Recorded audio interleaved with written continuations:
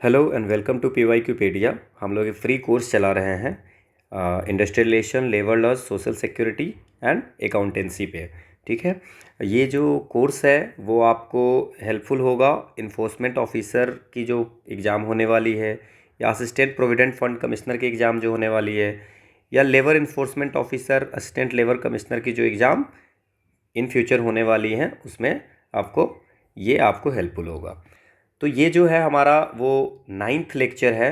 इससे पहले हम लोगों ने 8th लेक्चर कंप्लीट किए हैं। जैसे कि आपने टॉपिक जो है, पहली जो लेक्चर हमने की थी वो फैक्ट्रीज एक्ट 1948 पे, फिर उस पर जितने भी प्रीवियस ईयर आस्ट क्वेश्चन थे, ये जो चारों एग्ज़ाम है जो यूपीएससी कंडक्ट कराती हैं, इनमें इन टॉपिक पे क्वेश्चन पूछे जाते हैं।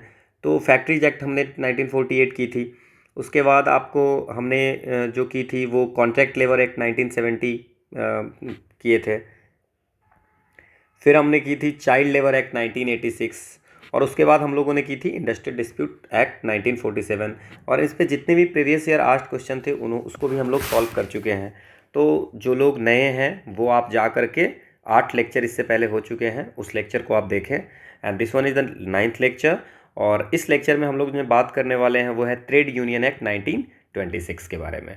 ठीक है, तो ये लेक्चर 9th है।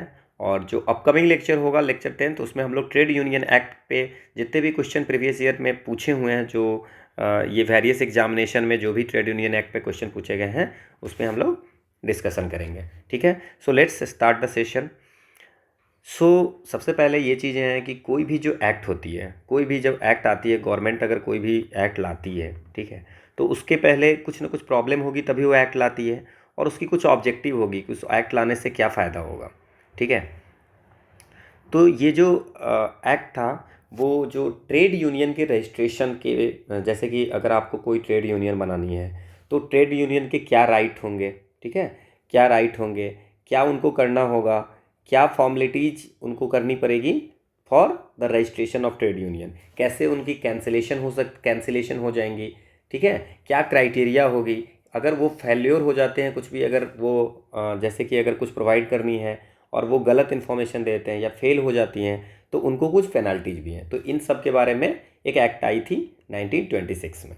ठीक है, इसकी ऑब्जेक्टिव होगी कि इसमें जो जितने भी डिफिनीशंस हैं, कुछ कुछ जैसे ट्रेड यूनियन क्या है, ट्रेड डिस्प्यूट क्या है, वो डिस्कशन के बारे में हम लोग पहले देखेंगे। ठीक है ना, और फिर क्या फॉर्मेलिटीज़ एंड मोडलिटीज़ है for the registration of trade union, rights क्या हैं, जो रजिस्टर्ड ट्रेड यूनियन है उनके राइट्स क्या होंगे, पेनाल्टीज़ क्या होगा अगर वो कोई भी जो प्रोसीड्यूर है उसको फॉलो नहीं कर रहे हैं, ठीक है, या रिटर्न्स को फाइल नहीं कर रहे हैं। तो ठीक है, तो ये सब चीज़ें हम लोग इस एक्ट से सीखेंगे। अब तो पहली चीज़ें क्या है कि ये पूरे इंडिया में है, it extends to the whole of India. अब इसमें कुछ डिफिनीशंस दी हुई है, जैसे सेक्शन 2G। अच्छा, सबसे बड़ी बात ये मैं बता देता हूँ, मैं हर लेक्चर में ये बताता हूँ कि मैं सेक्शन आपको बताता हूँ, आपको सेक्शन याद रखने की उतनी ज़रूरत है नहीं। ठीक है, एक दो सेक्शन आप याद रख, थोड़ा सा आइडिया आप ले सकते हैं, जिससे कि अगर कोई मैचिंग वाला क्वेश्चन आता है तो आप उसको सॉल्व कर पाए, अगर आपको एक दो पता होगा तो। रेस्ट सेक्शन की कोई ज़रूरत नहीं है। ओके, तो सेक्शन 2G में इसमें डिफाइन किया गया है कि व्हाट इज़ ट्रेड डिस्प्यूट। हम लोग अभी जो पिछली लेक्चर किए थे उसमें हम लोगों ने पढ़ा था इंडस्ट्रियल डिस्प्यूट क्या है, इसमें क्या है, ट्रेड डिस्प्यूट क्या है। अब ट्रेड डिस्प्यूट जो है, कोई भी डिस्प्यूट जो एम्प्लॉयर्स और वर्कमैन के बीच में हो, या दो वर्कमैन के बीच में हो, या एम्प्लॉयर्स और एम्प्लॉयर्स के बीच में होगा, तो वो हो गया ट्रेड डिस्प्यूट। उसमें क्या है, कंडीशन है कि वो जो डिस्प्यूट होगा which is connected with terms and condition of employment के कंडीशन पे, ठीक है, या नॉन एम्प्लॉयमेंट के टर्म्स एंड कंडीशन पे जो डिस्प्यूट होगा। क्लियर, एम्प्लॉयर और वर्कमैन के बीच में होगा, वर्कमैन के एम्प्लॉयमेंट पे, ठीक है, या वर्कमैन को आप नॉन एम्प्लॉयमेंट हो गई तो, ठीक है, या वर्कमैन दो वर्कमैन के बीच में, या एम्प्लॉयर के बीच में, तो उसको बोलते हैं ट्रेड डिस्प्यूट। ओके, अब इसी में एक और चीज़ है कि what is the trade union. ठीक है, या अब देखिए ट्रेड यूनियन क्या होता है, ट्रेड यूनियन का जो पर्पस होता है, ट्रेड यूनियन क्यों बनाया जाता है, ट्रेड यूनियन का पर्पस होता है, ठीक है, to regulate relation, to regulate relation among workman workman and employers. Employers और वर्कमैन के बीच में एक ये ऑर्गेनाइजेशन होती है ना, जो एक ऑर्गेनाइजेशन आप नहीं कह सकते हैं, एक बॉडी है जो वर्कमैन और एम्प्लॉयर के बीच में रिलेशन को क्या करता है, रेगुलेट करता है। क्लियर? जैसे कि कुछ कंडीशन हो गया, जैसे कि कोई ट्रेड हो रही है, कोई बिजनेस हो रही है, ठीक है ना, तो उसमें भी क्या करना चाहिए क्या नहीं करना चाहिए, वो कौन डिसाइड करता है? Trade union. ट्रेड यूनियन और एम्प्लॉयर दोनों बैठ करके डिसाइड करते हैं। क्लियर? ठीक है। अब क्या है, अब इसमें क्या है कि अब इसके कुछ कुछ और चीज़ें हम जानते हैं ट्रेड यूनियन एक्ट में क्या क्या है। ठीक है, बेसिक चीज़ें आपको जानने की ज़रूरत है। पहला क्या है कि अपॉइंटमेंट ऑफ रजिस्ट्रार्स। अब क्या है कि ट्रेड यूनियन के सेक्शन 3 कहता है कि रजिस्ट्रार का अपॉइंटमेंट करेगा कौन? करेगा? Appropriate government. ठीक है, appropriate government shall appoint a person to be the registrar of trade union for हर स्टेट के लिए एक रजिस्ट्रार ट्रेड यूनियन का करेगा, जिनके पास आप एप्लीकेशन जा सकते हो एप्लीकेशन लेकर के कि हमें इस ट्रेड यूनियन को रजिस्टर कराना है। क्लियर? अब एप्रोप्रिएट गवर्नमेंट क्या कर सकती है? और भी कुछ एडिशनल डिप्टी रजिस्ट्रार कर सकता है, वो अपॉइंट कर सकता है। क्लियर? तो सेक्शन 3 आपको समझ में आ गया। अब सेक्शन 4 में है कि रजिस्ट्रेशन करेंगे तो कैसे करेंगे, ये इंपॉर्टेंट है। तो कम से कम आप याद रखना है कि 7 मेंबर्स होने चाहिए। ठीक है, अब 7 मेंबर होंगे, वो जा करके रजिस्ट्रेशन के लिए ट्रेड यूनियन का अप्लाई कर सकते हैं कि ठीक है कि हमें एक ट्रेड यूनियन बनाना है। लेकिन 7 यूनियन है, 7 मेंबर्स होंगे, 7 और more members, provided that no trade union of workman shall be registered unless at least 10% or 100 of the workmen whichever is less engaged or employed in the establishment or industry on the date of making of application of registration। जिस दिन आप registration के लिए application कर रहे हैं कि हमारे इस यूनियन को रजिस्टर करानी है, रजिस्ट्रार के पास करेंगे, उस दिन आपको जिस भी इंडस्ट्री, ठीक है ना, या इस्टेब्लिशमेंट में अगर आपको बनानी है कि इस इस्टेब्लिशमेंट का ट्रेड यूनियन बनाना है, ठीक है, तो उसके 10% कम से कम या 100, 10% या 100 जो भी मिनिमम होगा, ठीक है, 10% या 100 लोग उस ट्रेड यूनियन का मेंबर होना चाहिए। क्लियर? तभी जा करके वो उसको आपको क्या कर सकते हो, आप रजिस्ट्रेशन के लिए एप्लीकेशन कर सकते हैं। ठीक है, ठीक है, मिनिमम 7। अब मान लीजिए कि 70 ही एम्प्लॉई होंगे, ठीक है, तो 70, अगर मान लेते हैं किसी इंडस्ट्री में 60 एम्प्लॉई है, वहाँ पे ट्रेड यूनियन अगर करना है, आप सोच लीजिए, तो आपको मिनिमम 7 ही करने होंगे। ठीक है, 6 से नहीं होगा। 10% क्या होता है? 6, बट आपको मिनिमम 7 तो करना ही है। क्लियर? तो मिनिमम 7 याद रखना है और एटलीस्ट 10% या 100 जो भी लेस होगा। अगर मान लेते हैं कि 1200 लोग है, ठीक है, तो 1200 का 120 लोग होना चाहिए एटलीस्ट 10%। लेकिन इसमें अगर 100 लोग भी आपको अगर रजिस्टर्ड होगा, 100 लोग भी अगर उसके पार्ट होंगे ट्रेड यूनियन के, तो वो रजिस्ट्रेशन के लिए एप्लीकेशन दे सकते हैं। ठीक है, क्लियर? तो ये आपको याद रखना है। अब इसमें क्या याद रखना है? अब इसमें है कि मान लीजिए कि आपने क्या किया, एप्लीकेशन दे दिया, ठीक है, एप्लीकेशन दे दिया, लेकिन अभी तक रजिस्ट्रेशन आपका हुआ नहीं है। और रजिस्ट्रेशन होने से पहले कुछ लोग क्या करेंगे, जा करके बोलेंगे कि हम ट्रेड यूनियन से मेंबरशिप अपना हटा रहे हैं, मतलब हम मेंबर नहीं है किसी भी कारण से, या वो नोटिस दे देंगे रजिस्ट्रार को जा करके कि हम इसमें जो मेंबरशिप से हम अपने आप को हटा रहे हैं। ठीक है, तो उससे एप्लीकेशन जो है सो इनवैलिड नहीं होगा। कंडीशन है कि अगर जितने जो मेंबर हट रहे हैं वो आधे से ज़्यादा है, जितने हैं, ठीक है ना, आधे से ज़्यादा लोग अगर हट रहे हैं तो उस एप्लीकेशन को हम लोग मान लेंगे इनवैलिड। मान लेते हैं कि 100 लोग एप्लीकेशन दिया था, अब 51 लोग जा करके बोल रहे हैं कि हम इसके मेंबर अब नहीं हैं, तो वो तो इनवैलिड हो जाएगा। लेकिन अगर 10-12 लोग अगर ऐसे हैं जो जा करके ये बोल रहे हैं कि हम इसके अब मेंबर नहीं हैं, तो वो इनवैलिड नहीं होगा एप्लीकेशन। क्लियर?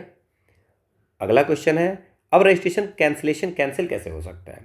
तो सेक्शन 10 कहता है कि रजिस्ट्रेशन तभी कैंसिल होगा, जैसे कि पहला तो है कि ट्रेड यूनियन कोई जा करके बोलेगा कि मेरी ये जो रजिस्ट्रेशन है उसको कैंसिल कर दीजिए। So on the application of the trade union खुद जा करके बोलेगा कि हमारी ये एप्लीकेशन को हमारे रजिस्ट्रेशन को कैंसिल किया जाए। पहला तो ये है।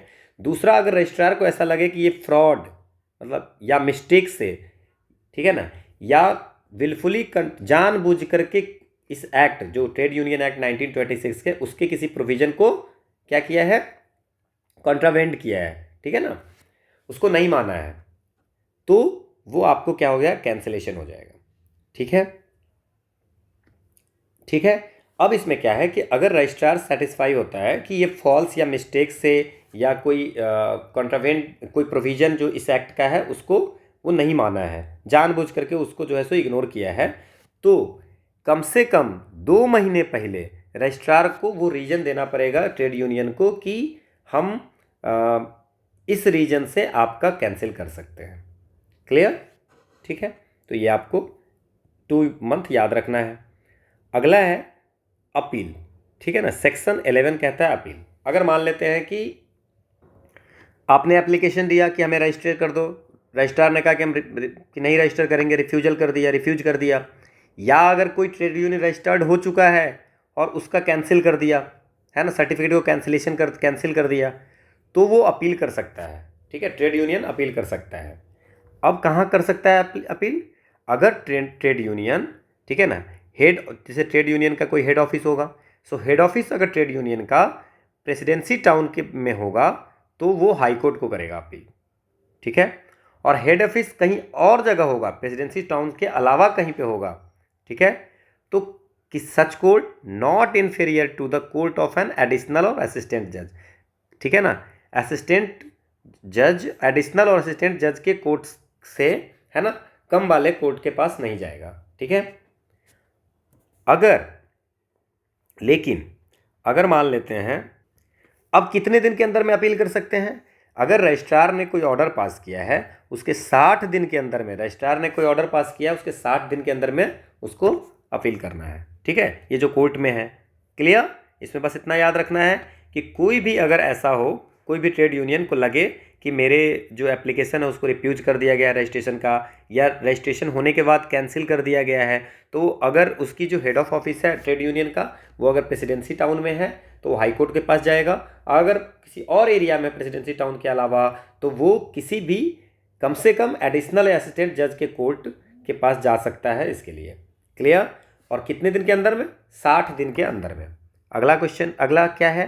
Acts not to apply to registered trade union. ये बहुत इंपॉर्टेंट है। सेक्शन 14 कहता है certain acts not to apply to registered trade union में ये तीन एक्ट है जो कि अप्लाई नहीं होता है। The society registration act, the cooperative societies act 1912, the companies act 1956 shall not apply to any registered trade union. ये तीनों एक्ट किसी भी रजिस्टर्ड ट्रेड यूनियन एक्ट पे अप्लाई नहीं होता है। And the registration of any such trade union under any such act shall be void. और इससे पहले, ये एक्ट आने से पहले, इस दोनों में, इनमें अगर कोई रजिस्ट्रेशन ट्रेड यूनियन हुआ है तो वो वॉइड हो जाएगा। क्लियर? तो ये 3 एक्ट आपको याद रखना है क्योंकि ऑप्शन में ये दे सकते हैं। अगला क्या है? Rights and liabilities of registered trade union. अब रजिस्टर्ड ट्रेड यूनियन को क्या क्या करना चाहिए? ठीक है, बहुत सारी चीज़ें हैं। सेक्शन 15 कहता है कि जो फंड होगा, ट्रेड यूनियन की कुछ फी होगी, तो फंड जो होगा वो कैसे खर्च करनी है। ठीक है, अब कहाँ the general fund of a registered trade union shall not be spent on any other objects than the following. कुछ चीज़ें हैं उसके अलावा आप फंड को खर्च नहीं कर सकते हैं। जैसे आपको सैलरी अलाउंस या देना है जो ऑफिस वियरर होगा ट्रेड यूनियन का, ट्रेड यूनियन के कोई हेड होंगे, ऑफिस वियरर होंगे, उनकी सैलरीज अलाउंस में आप खर्चा कर सकते हो। ठीक है, इस जितनी भी पॉइंट्स मैं बता रहा हूँ उसके अलावा नहीं कर सकते हैं। ठीक है ना, जैसे कुछ ट्रेड यूनियन का एडमिनिस्ट्रेटिव वर्क होगा, जैसे ऑडिट में हो, ऑडिट है ना, अकाउंट्स को ऑडिट कराने में, ये सारी चीज़ें में जो पेमेंट हो, एक्सपेंस होगा, वो आपको उसका खर्च आप कर सकते हो। ठीक है, कोई लीगल प्रोसीडिंग है ना, जिसमें किसी कोई मेंबर है ना, कोई मेंबर के कारण ट्रेड यूनियन ने किया है, ठीक है ना, लीगल प्रोसीडिंग, तो उसमें जो पैसे लगेंगे उस पर ट्रेड यूनियन खर्च कर सकते, जनरल फंड यूज हो सकता है। ठीक है, अगर कोई ट्रेड डिस्प्यूट होता है, ठीक है ना, तो उसमें जो पैसा लगता है, ठीक है, किसी मेंबर के बिहाफ में अगर ट्रेड यूनियन कहीं पे केस करता है, कुछ पैसे खर्च होते हैं ट्रेड डिस्प्यूट में, वो आप कर सकते हो खर्चा।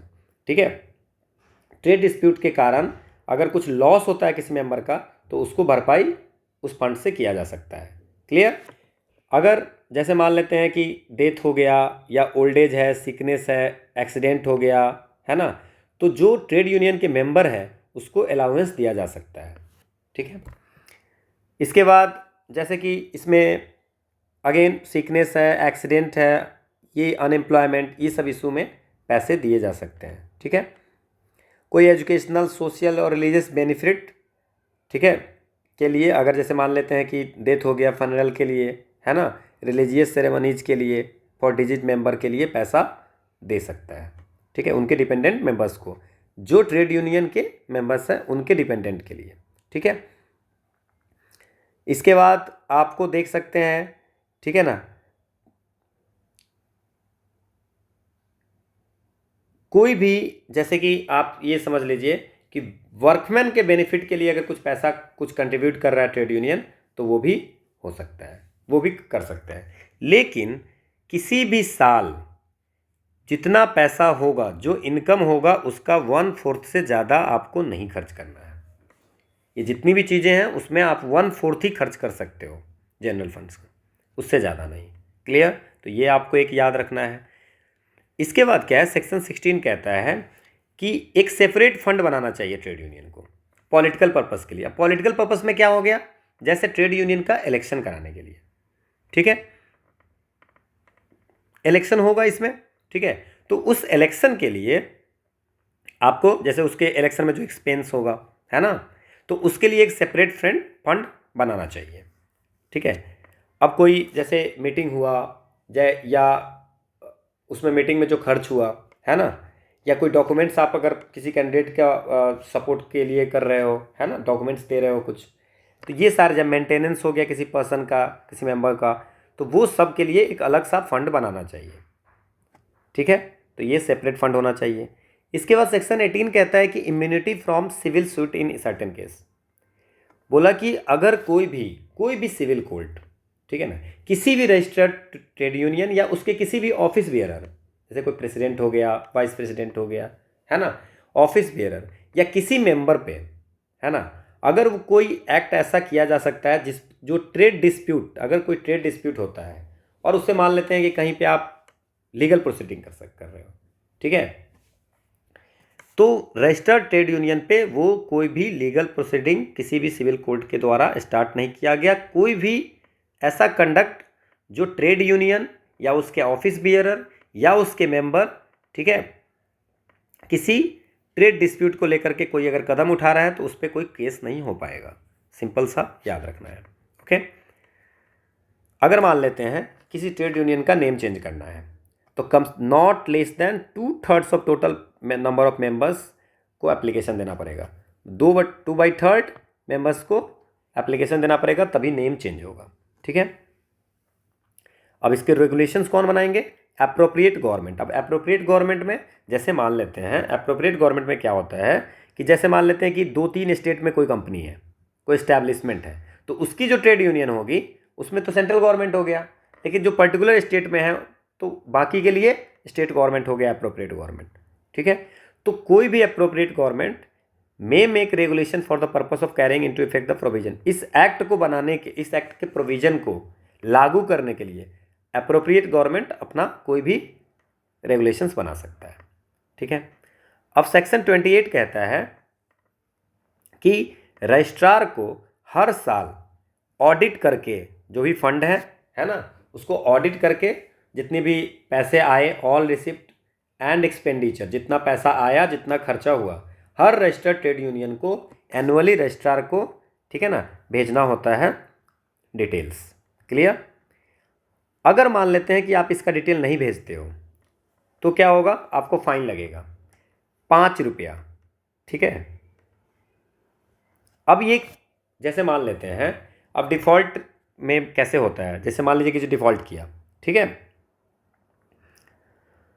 अब इसमें क्या हो गया, किसको लगेगा, मान लेते हैं कि if default is made on the part of any registered trade union in giving any notice और सेंडिंग एनी स्टेटमेंट और अदर, मान लीजिए कोई स्टेटमेंट भेज रहे हो और उसमें कोई गलती है, ठीक है, सो एवरी ऑफिस बियरर और other person bound by the rules of the trade union to give और सेंड द सेम और if there is no such, तो कौन रिस्पॉन्सिबल होगा?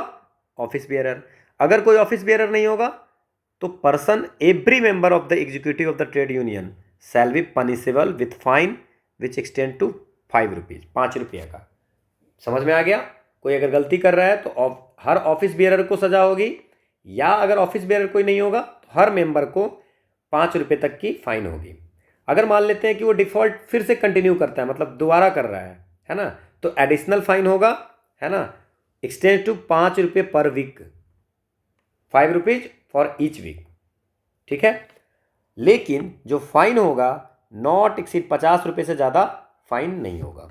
क्लियर? अगर रिटर्न्स देने में या कोई भी नोटिस या कोई भी स्टेटमेंट सेंड करने में अगर कोई गलती करता है तो किसको पनिश होगा?